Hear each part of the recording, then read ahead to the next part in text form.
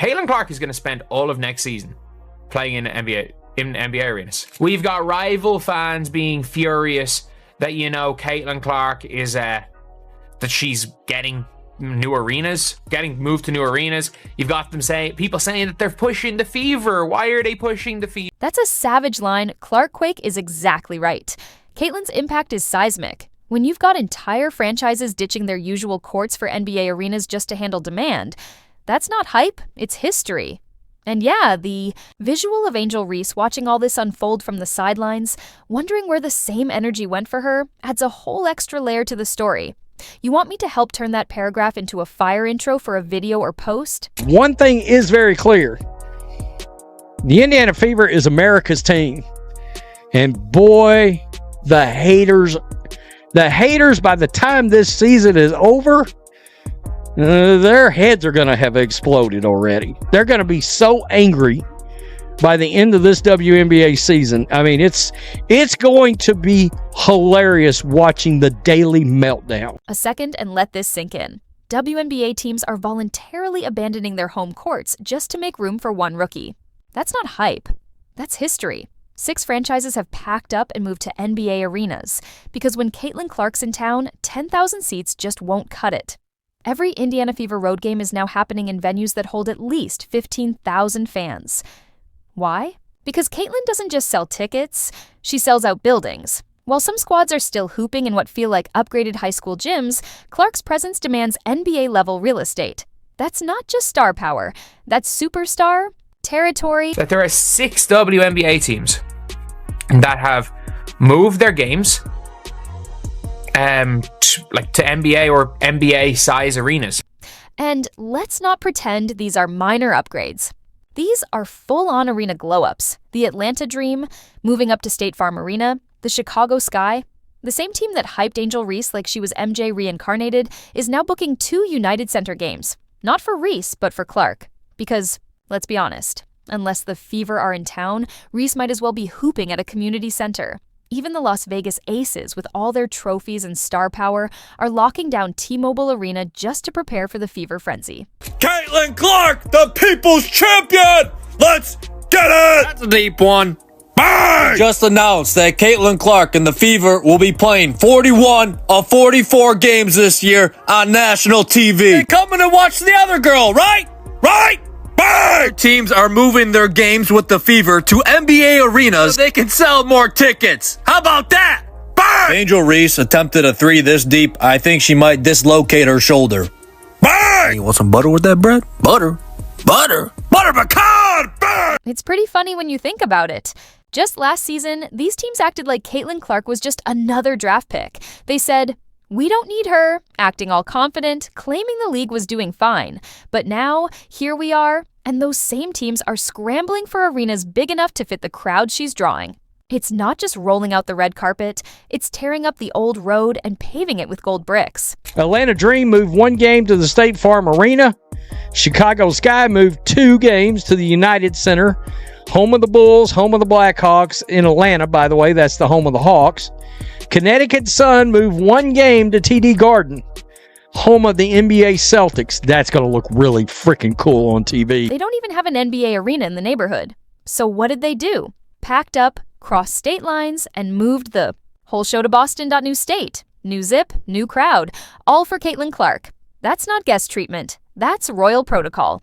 Now imagine Angel Reese trying to pull the same stunt. They'd have her rerouted straight to a suburban middle school gym with a broken scoreboard. We're now at the stage where Caitlin Clark is probably going to be responsible. I'm not joking when I say this. For like games where she plays in are probably going to be responsible for like 30% of the attendance in the WNBA. It doesn't stop there. The Dallas Wings and Washington Mystics are also moving their games with Caitlin Clark to bigger arenas. Complete. With more seats, luxury boxes, and of course, higher profits.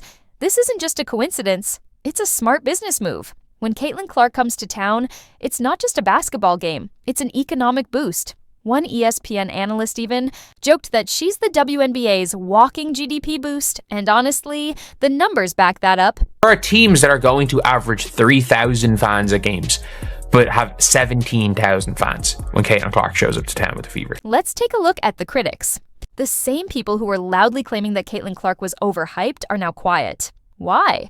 Because their arenas are sold out, her jerseys are flying off the shelves, and their TV ratings are soaring. All thanks to the player they downplayed. Meanwhile, Angel Reese is still stewing over her championship loss, watching Caitlin take the spotlight, the schedule, and even the big arenas. Phoenix Mercury play in the NBA arena. The Seattle Storm do. There are 13 WNBA teams, 7 already playing NBA arenas. The other 6 are moving their games to NBA arenas versus the Fever. You can't acknowledge that she is the needle mover. Yeah. School before Caitlin Clark arrived in the WNBA, the average game drew about 6,000 fans, roughly the size of a medium high school pep rally. But Clark, she's filling 20,000-seat arenas like it's no big deal. That's not just an increase, it's triple the usual crowd.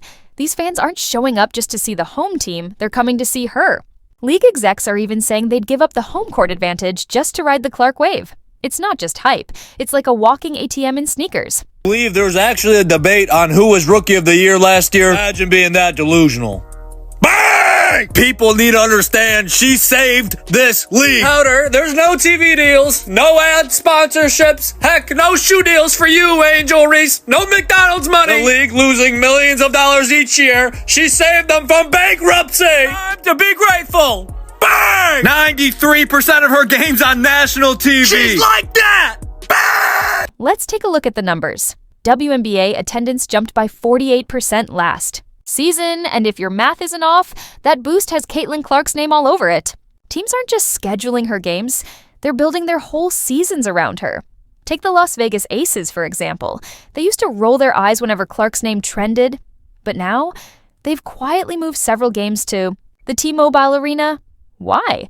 Because they know the Caitlin effect is the real game changer. Despite the eye rolls and cryptic tweets, even they can't deny she's the main attraction. Now we've got some more information on the games and some perspective. Here we are. Indiana Fever put this out, man, just a few minutes ago. All eyes on us.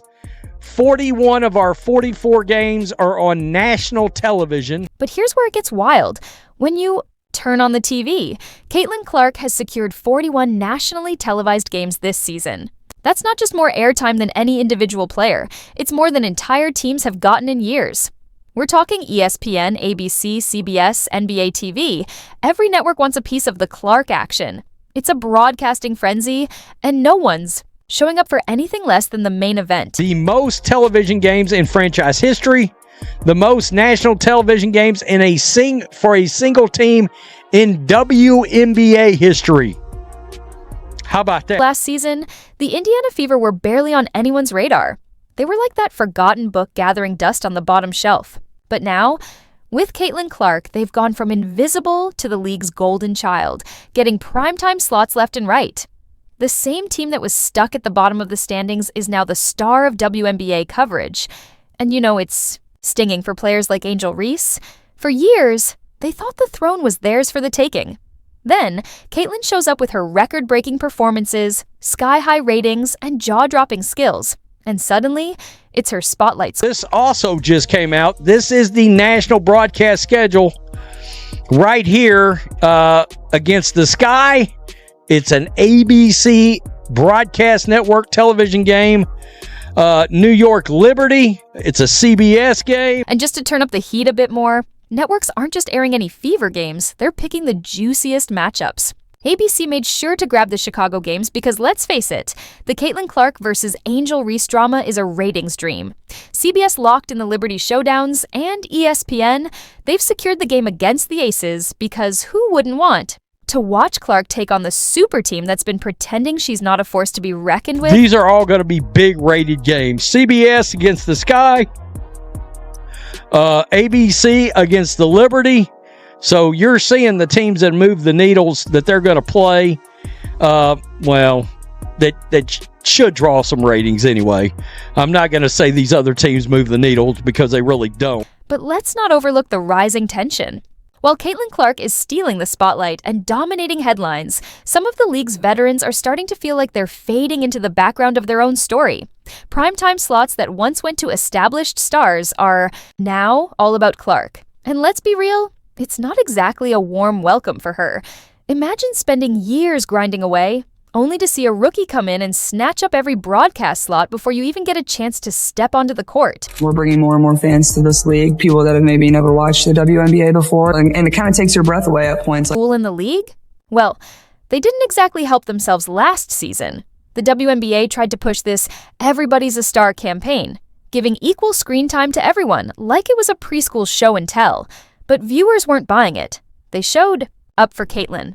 End of story. The numbers don't lie, and neither did the fans. Every time Clark played, the ratings soared. When she didn't, it was like crickets. The league quickly figured out that it wasn't about being fair. It was about being smart. And being smart meant more Caitlin Clark. The WNBA needs to do everything they can to promote Caitlin Clark. And I'm not saying do it at the expense of anyone else, but they went into last season basically trying to promote anyone but Caitlin Clark for I don't know what reason. Basically tried to do it to promote anyone but Caitlin Clark. And that made no sense. Because for the long-term growth of the league, you can't just promote one player. But promote Paige, promote Caitlin, promote rivalry. That is literally what they should be doing.